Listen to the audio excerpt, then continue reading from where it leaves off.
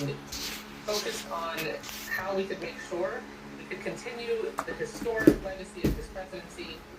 record 15 million jobs created, reductions in prescription drugs for our seniors, capping costs, out-of-pocket costs for seniors, reshoring American jobs through manufacturing, computer chips, historic investments in climate change and infrastructure, through endorsing his Vice President Kamala Harris and being able to continue that legacy and preventing a toxic stew that the Trump administration and Donald Trump represents, a 34-count convicted felon who is an adjudicated rapist who's committed to bring up his enemies in military Fuck you, bitch. and implement Project 2025, and it's horrible.